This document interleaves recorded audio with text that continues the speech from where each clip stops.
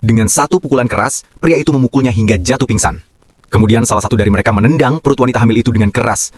Temannya sendiri memarahinya dan segera meninggalkan tempat itu. Mereka tidak tahu bahwa wanita itu adalah istri seorang polisi.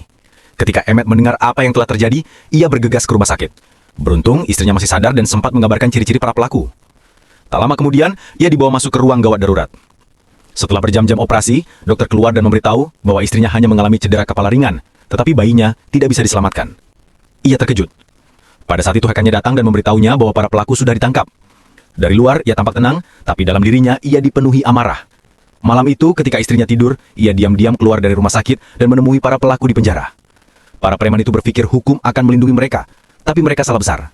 Ia mengambil barang bukti, lalu memilih satu alat yang pas di tangannya. Salah satu dari mereka masih berani bertingkah.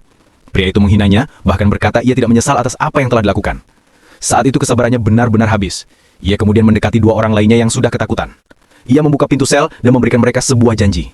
Jika mereka bisa mengalahkannya, mereka bertiga akan dilepaskan. Dan setelah itu, ia melampiaskan seluruh amarahnya. Ia memukul dua orang itu tanpa ampun.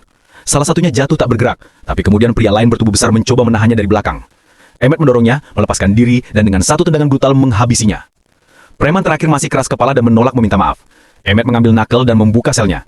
Pria itu menyerang lebih dulu, tapi Emmett lebih kuat dan jauh lebih berbahaya. Ia menangkis setiap serangan, membalas setiap pukulan, dan akhirnya menjatuhkannya. Lalu menghantamkan pukulan keras ke dadanya. Malam itu tak ada belas kasihan untuk mereka. Pria itu telah membunuh anaknya yang belum lahir. Ia melampiaskan seluruh kemarahan, memukul wajahnya berulang kali hingga tak bisa dikenali.